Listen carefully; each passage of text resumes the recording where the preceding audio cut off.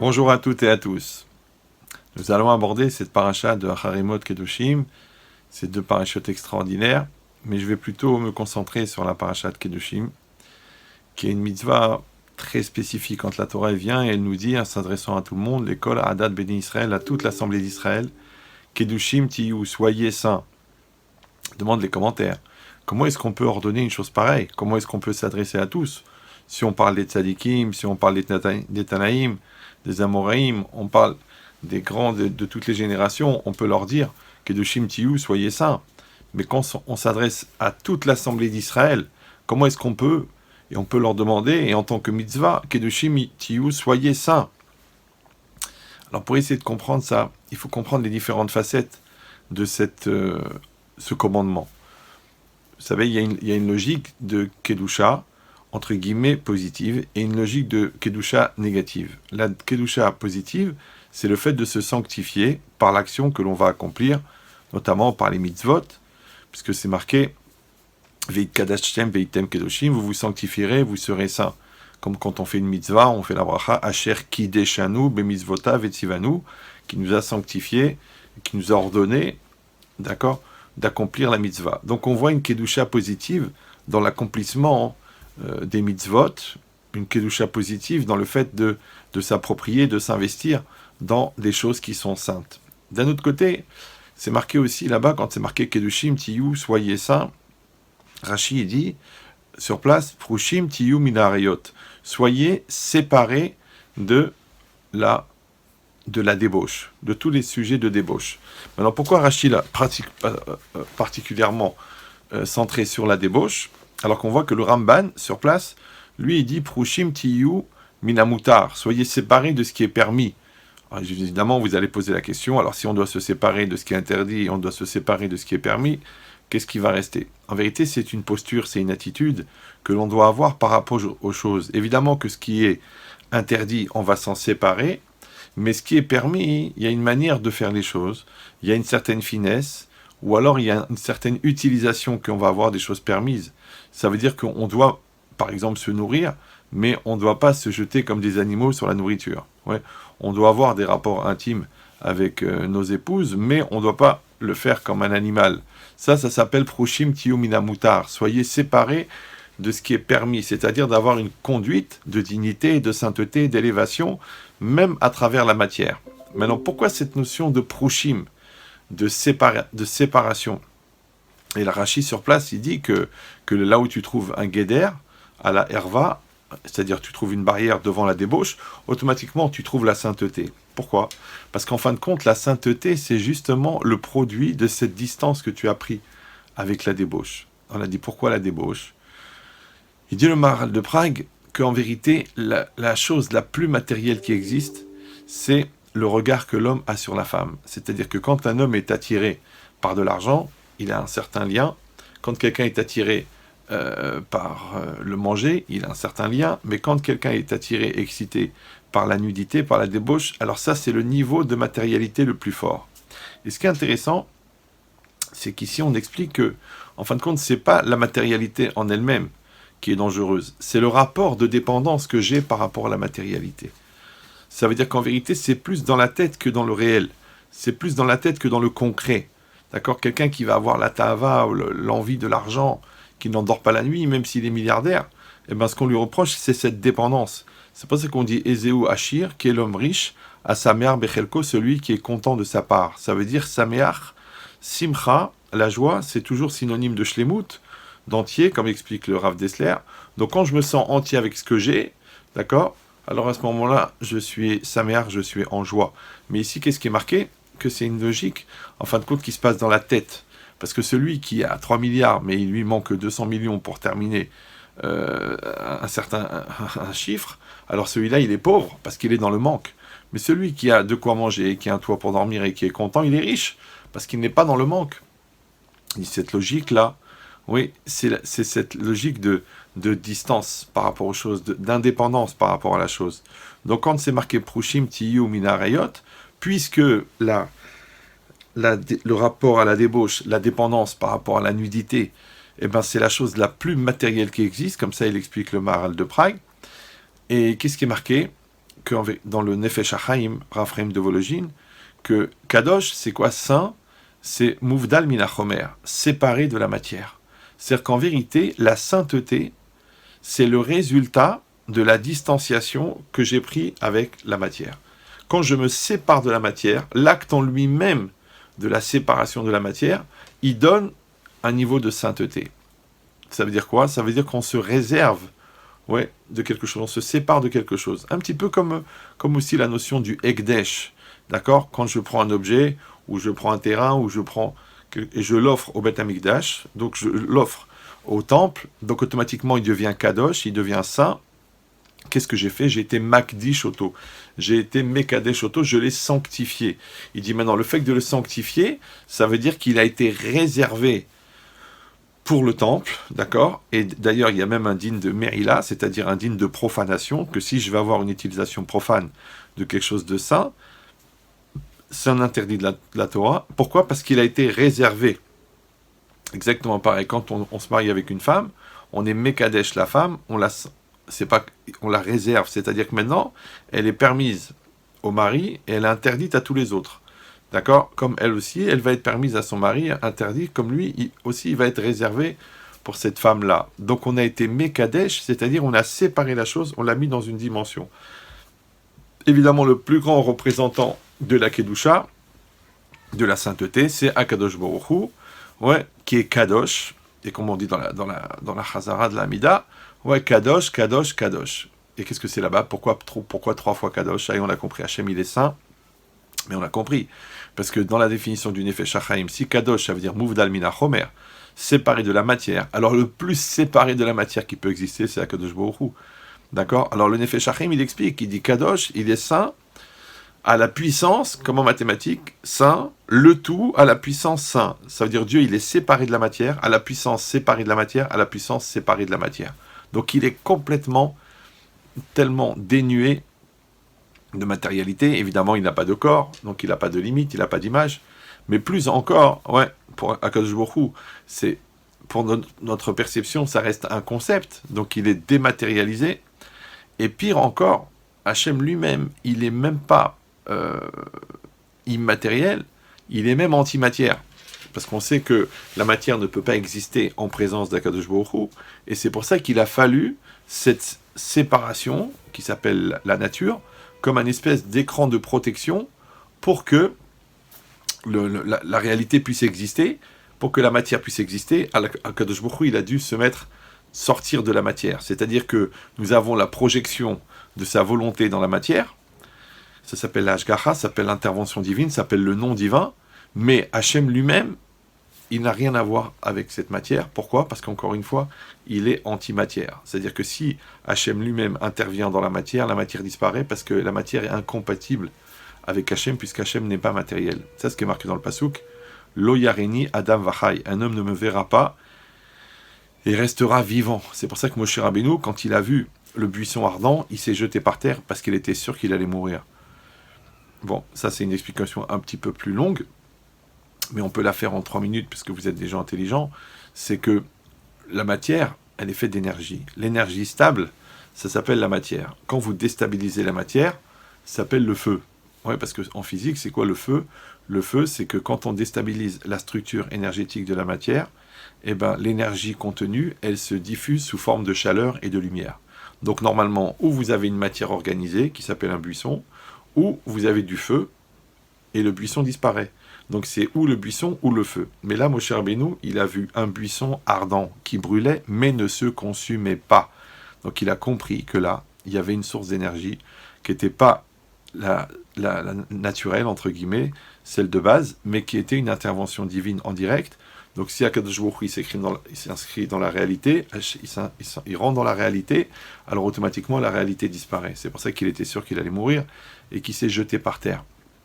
Ici, ça veut dire que Akadosh Baruch Hu, il est, entre guillemets, obligé, dans sa nature, entre guillemets, profonde, de se séparer de la matière, et on ne profite que de l'influence de sa volonté et de son nom, c'est-à-dire sa représentativité dans le monde. C'est pour ça, d'ailleurs, qu'on parle toujours d'Hachem, et on ne parle pas de Dieu.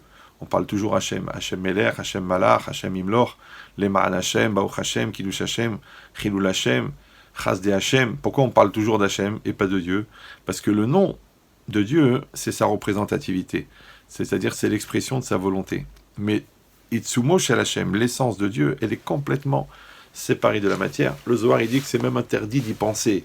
Alors, quand on dit que c'est interdit d'y penser, c'est pas juste que c'est répréhensible, c'est surtout que c'est inaccessible. D'accord? C'est comme si on te dit c'est interdit de manger l'Himalaya. Tu dis oui, bon, de toute façon, j'envisageais pas vraiment, parce que c'est impossible. Alors, si manger l'Himalaya, c'est pas envisageable, alors être en contact avec l'essence d'Hachem, c'est même pas en rêve. Donc, cette idée qu'Hachem lui-même, il est Kadosh. Ouais, il est Kadosh. D'ailleurs, même les anges, qui sont des êtres totalement immatériels, quand ils parlent d'Hachem, ils disent Baruch Hachem Mimekomo.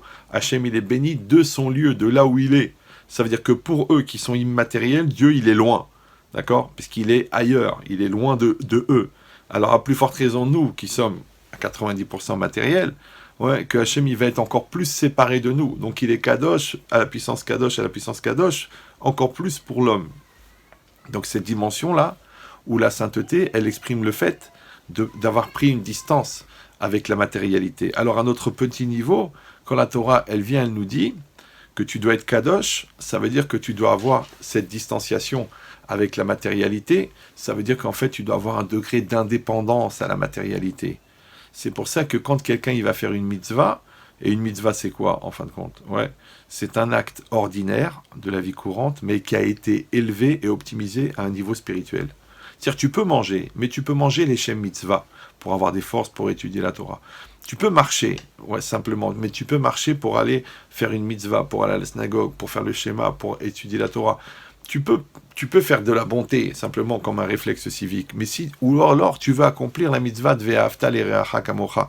Chaque acte de la vie, il peut être sanctifié, c'est-à-dire qu'il peut être élevé à une dimension spirituelle spécifique qui va lui donner sa plus haute valeur, son optimisation maximum. Donc quand la Torah elle vient indiquer de Kedushim Tiyu, soyez saints, ici ça veut dire que, par rapport encore une fois à ce qu'on a appelé entre guillemets la sainteté négative, c'est-à-dire celle qui est dans la retenue, oui, parce que comme il y a la misvat assez et la misvat lota assez. La misvat assez, misvat positive, c'est que l'homme doit agir. Par contre, la misvat lota assez, c'est le fait de se retenir. Maintenant, il faut savoir que l'énergie dépensée pour se retenir de fauter est plus grande que l'énergie développée pour pouvoir accomplir quelque chose de positif, quelque chose de bien. Il y a cette logique-là, d'accord, et s'appelle Kedushim Tiyu, soyez saints. Donc on comprend pourquoi est-ce que Rashi, il parle de la débauche, parce qu'encore une fois, le lien de dépendance, il est beaucoup plus fort avec la débauche, c'est pour ça que la Torah, elle a été obligée de mettre plusieurs interdits, oui, l'interdit de regarder avec intention perverse, la femme, voilà, sur l'istakel banashim, velotatu wachare levafrem, d'accord, la Torah, l'interdit de s'isoler avec une femme, c'est interdit d'avoir des discussions un peu trop intimes avec une femme, c'est interdit de convoiter l'otarmod, la femme de son prochain, c'est interdit de désirer l'otit ave et chetreacha. La femme de ton prochain, c'est interdit de toucher. D'après le Rambam, c'est Minatora, d'accord, de toucher une femme. Et après, il y a l'interdit de la relation sexuelle. Pourquoi tous ces interdits? Ouais, en vérité, parce que ça s'appelle sayag. Ça s'appelle comme une espèce de protection, de harhaka, de séparation, parce que la Torah, elle sait que cette attirance, elle est tellement forte, d'accord, il faut quand même savoir que l'industrie de la débauche, notamment sur Internet, ben c'est la plus grosse du monde, c'est le plus excitant, le plus attirant. Même les publicitaires, ils savent très bien que même s'ils veulent louer une maison ou créer une location de voiture ou développer un produit n'importe lequel, s'ils mettent une femme mal habillée dessus, automatiquement l'œil, il va être attiré. Donc on voit bien que cette nature d'attirance vers la nudité, elle est tellement forte que quand elle vient, elle dit, puisque la matérialité, elle attire la personne, donc la sainteté, ça va être cette distance que l'homme prend avec la matérialité. Et ce degré d'indépendance qu'on a par rapport à la matérialité s'appelle la sainteté. D'accord? Et c'est ça la Kedusha. Maintenant, c'est très très intéressant parce que le Ramchal, Raphaim Luzzatto, il explique qu'en fin de compte, un homme ne fabrique pas de sainteté. Non, un homme, qu'est-ce qu'il crée? Il crée des tuyaux, des espèces de liens qui vont lui permettre de recevoir. C'est-à-dire, en vérité, la sainteté, elle vient d'Hachem. L'homme ne produit pas la sainteté, mais l'homme, il crée le lien entre lui ce potentiel de sainteté. Alors toujours je donne cette image qui est facile à comprendre, c'est que, imaginez quelqu'un, il est dans une pièce avec des plafonds de 4 mètres de haut. Et puis il y a un faux plafond, et on lui dit, tu sais, dans le faux plafond, il y a des pièces d'or, il y a des milliers de pièces d'or. Alors il dit, maintenant, tout ce que tu peux prendre, c'est à toi. Le gars, il dit, bon, c'est très gentil de me proposer des pièces d'or qui sont à 4 mètres de haut, mais comment je peux les atteindre? Il regarde autour de lui, et puis il y a tout un fatras comme ça d'objets, et il voit des tuyaux. Des tuyaux qui font 2 mètres de long et qui s'emboîtent les uns dans les autres. Qu'est-ce qu'il fait? Il est malin, il en prend 2, il les emboîte l'un dans l'autre, il les lève, et hop, il tape sur le plafond. Il tape sur le plafond, il tape sur le plafond, et à un moment, eh ben, il arrive à casser une dalle du plafond, et à ce moment-là, il y a une chute de pièces d'or extraordinaire.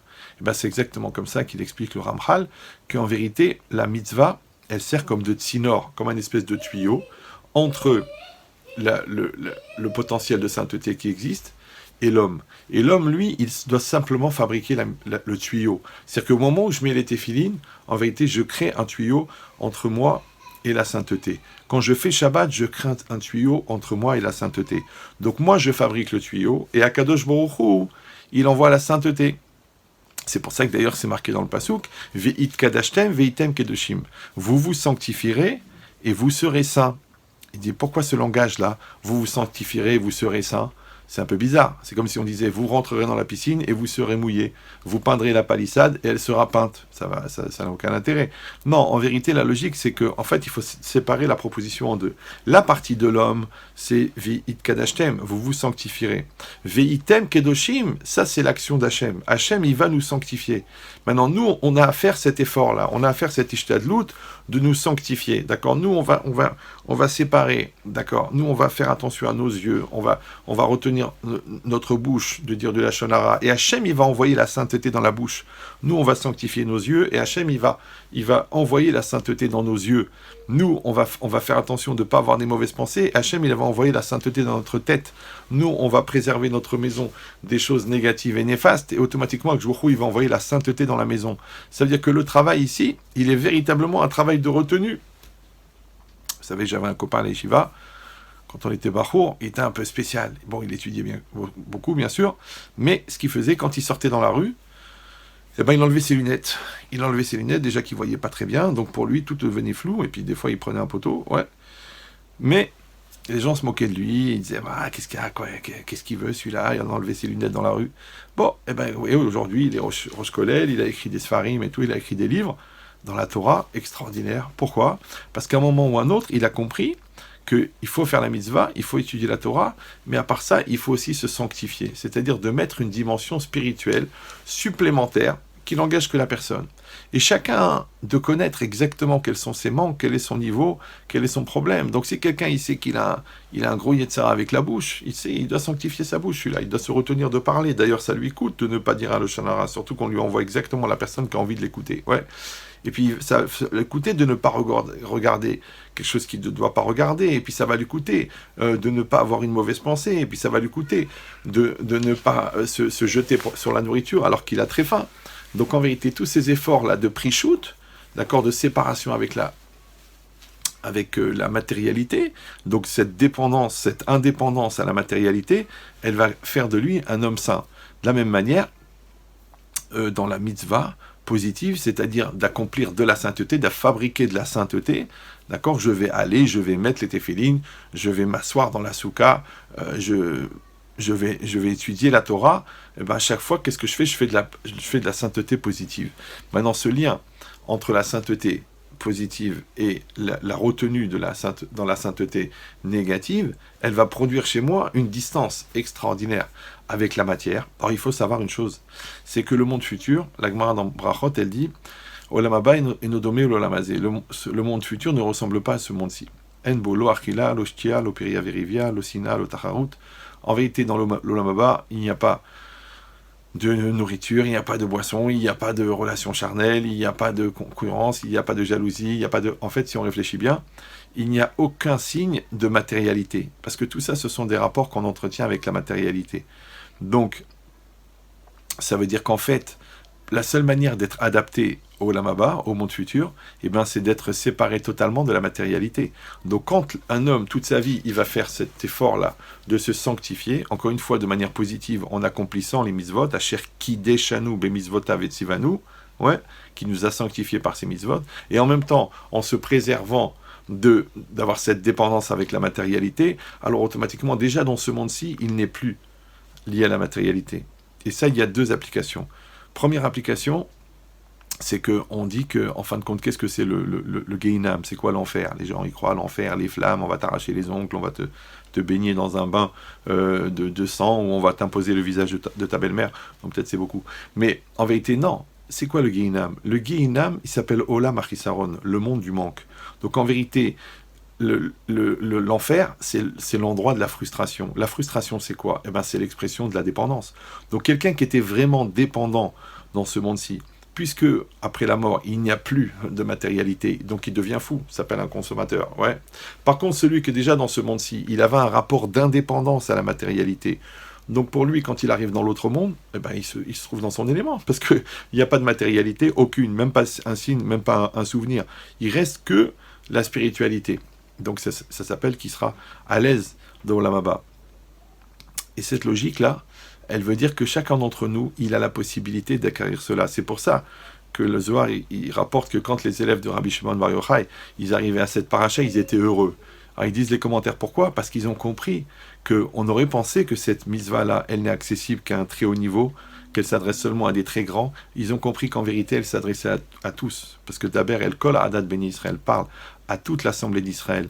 Donc ils ont compris qu'eux aussi, ils étaient concernés. Et nous aussi, on peut se sentir concernés par cette mitzvah et l'accomplir avec joie et avec amour envers Akadosh Baruch Hu, nous avoir donné la possibilité d'acquérir donc cette distance avec la matérialité et en même temps ce niveau extraordinaire de sainteté et de Kedusha. Shabbat Shalom à tous, merci. Torah Box, c'est une véritable yeshiva en ligne qui va vous permettre d'étudier les textes de référence dans les mots Talmud, Livre des prophètes, Chassidut, Moussar, Pensée juive, Halakha. Des dizaines d'œuvres disponibles avec pour chacune d'elles un enseignement adapté. En un seul clic, où que vous soyez, à n'importe quelle heure du jour ou de la nuit. Étudiez enfin tous les sujets que vous avez toujours rêvé d'approfondir. Alors, travailler le GAN, c'est la socle de l'ivret Torah, c'est travailler les paroles de l'étude de la Torah. Et c'est quoi garder le GAN? C'est l'ishma, mitzvota, de garder les mitzvot. Aujourd'hui, la Torah n'a jamais été aussi proche de nous.